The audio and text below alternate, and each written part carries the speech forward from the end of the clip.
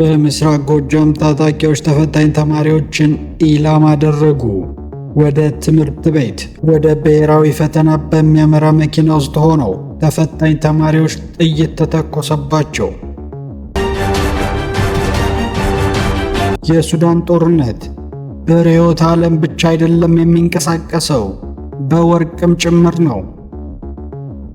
ጦርነት ለ3 ዓመታት ያለማቋረጥ ሲቀጥል ገንዘቡ ከየት ይመጣል?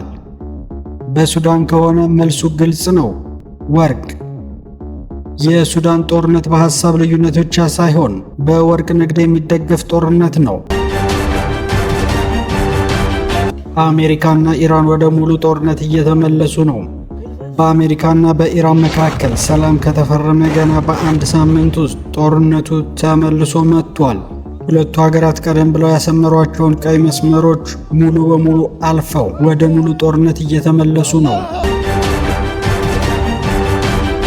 በምስራቅ ጎጃም ዞን የ12ኛ ክፍል ተፈታኝ ተማሪዎች ይህንን አስፈሪ ገጠመኝ አጋጥሟቸዋል።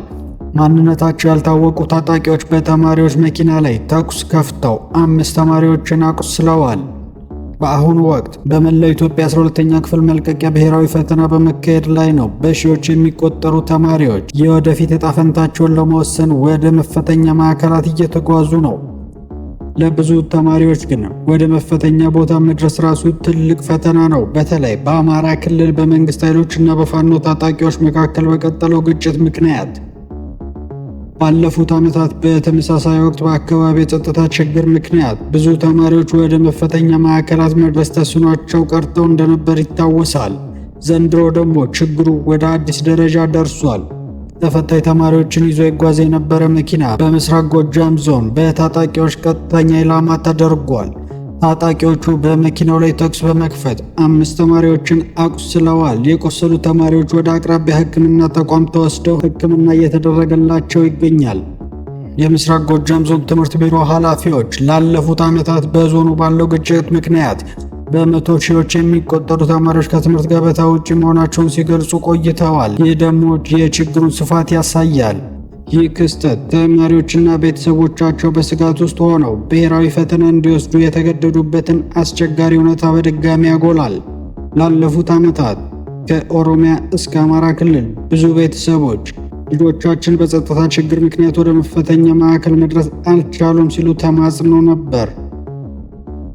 ትምህርት በተለይ ብሔራዊ ፈተና ለወጣቶች የወደፊት ሕይወት ወሳኝ በር ነው።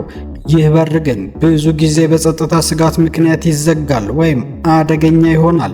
እስካሁን ድረስ ጥቃቱን የፈጸሙ እነማን እንደሆኑ ወይም ግልጽ ምክንያታቸው ምን እንደሆነ ኦፊሻላዊ ማብራሪያ አልተሰጠም። የአካባቢ ባለስልጣናትም ሆኑ የጸጥታ ኃይሎች ምርመራ እያካሄዱ ይሆናል ተብሎ ይገመታል። ይህ ክስተት ተማሪዎችና ቤተሰቦቻቸው ላይ ተጨማሪ ስጋትና ፍርሃትን ጨምሮ ትምህርት ገበታ ላይ ያለውን ተጽዕኖ ያባብሳል።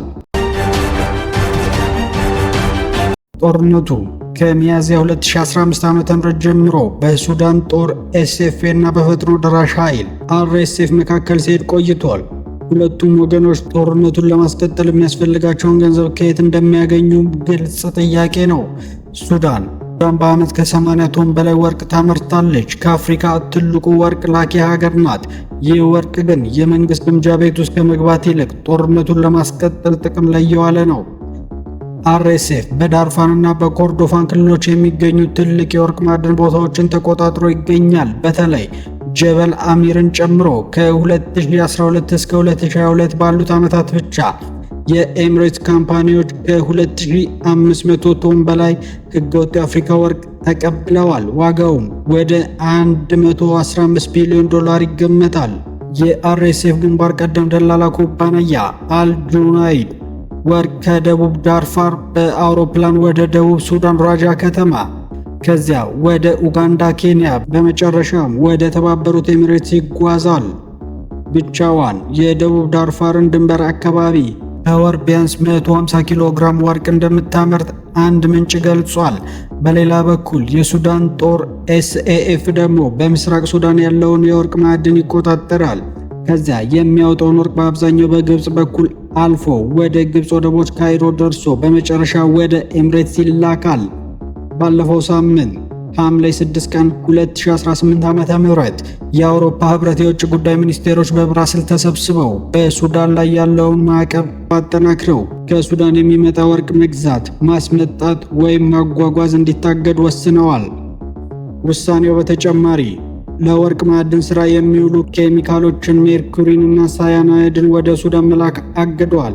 ይህ ማዕቀብ ግን አርኤስኤፍ ወርቁን በሌላ መንገድ በተለይ በኤሚሬትስ እና በኬንያ በኩል ማዞር ስለሚችል ውጤታማነቱ አጠራጣሪ ነው። የአውሮፓ ፓርላማ በበኩሉ አርኤስኤፍን እንደ ሽብርተኛ ድርጅት ለመፈረጅ ጠይቆ ለመጀመሪያ ጊዜ የተባበሩት አረብ ኤሚሬትስን ግጭቱን በማባባስ ላይ እንደምትሳተፍ በአደባባይ ጠቁሟል። የስዊስ ድርጅት ስዊሳይድ ተመራማሪ ማርክ ኡሜል ይህ የግጭት ወርቅ ነው፣ ከአርኤስኤፍ ይምጣ ከኤስኤፍ ሁለቱም ጦርነታቸውን በዚህ ወርቅ ንግድ እያስቀጠሉ ነው ሲሉ ገልጸዋል። የተባበሩት አረብ ኤሚሬትስ ግን ለአርኤስኤፍ ጦር መሳሪያ በማቅረብ ወይም ግጭቱን በመደገፍ ተሳትፎ እንዳላት ደጋግማ ክዳለች። ይህ ጦርነት በ2015 ዓ.ም ከተጀመረ ጀምሮ 10 ሺዎችን ገድሎ ከ11 ሚሊዮን በላይ ሰዎችን አፈናቅሎ የተመድ እንደሚለው የዓለም ትልቁ የስደተኞችና የረሃብ ቀውስ ፈጥሯል። አሜሪካና ኢራን ጦርነቱን ለማቆም የመጀመሪያ ደረጃ ስምምነት ተፈራርመው ነበር። ነገር ግን ከአንድ ሳምንት በኋላ ሰኔ 25 ቀን 2018 ዓ.ም አንድ የኢራን ድሮን በሆርሙዝ ወሽመጥ ውስጥ ይጓዝ የነበረ የጭነት መርከብ ላይ ጥቃት ፈጸመ። ጉዳት ባያደርስም ይህ ጥቃት ወደ ተከታታይ የጥቃትና ብቀላ ሰንሰለት ገፋ።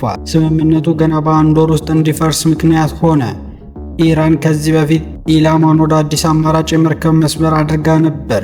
በአሜሪካ ጦር ቁጥጥር ስር ያለ ከኢራን ቁጥጥር ውጭ እንዲሆን የተዘጋጀ የሆርሙዝ ወሽመጥ ውስጥ ያለ መስመር።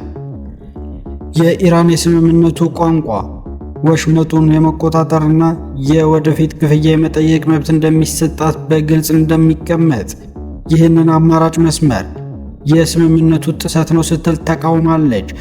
ጥቂት ቀናት ቆይተው ኢራን 3 መርከቦችን በሆርሙዝ ወሽመጥ ውስጥ አጠቃች።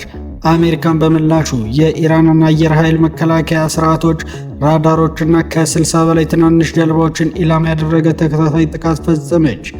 አሜሪካ በተጨማሪ ኢራን ነዳጇን በዶላር በዓለም አቀፍ ገበያ እንድትሸጥ ይፈቅድ የነበረውን ልዩ ፈቃድ የስምምነቱ አካል የነበረውን ሰረዘች።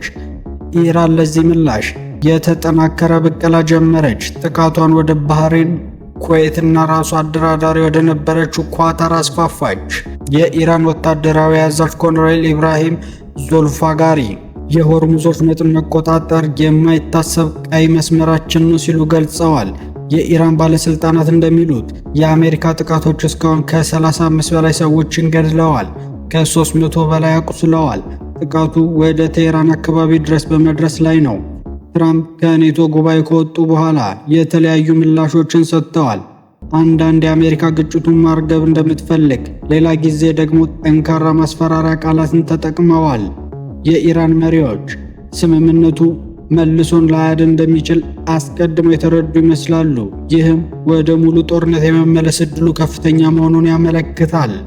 ይህ ሁሉ ደግሞ በሰላም ጊዜ ከዓለም አቀፉ የነዳጅ ጋዝ ንግድ 1/5ኛውን እያስተላለፈ የነበረው የሆርሙዝ ወሽመጥ ገና ሙሉ በሙሉ ያልተረጋጋ መሆኑን ያሳያል።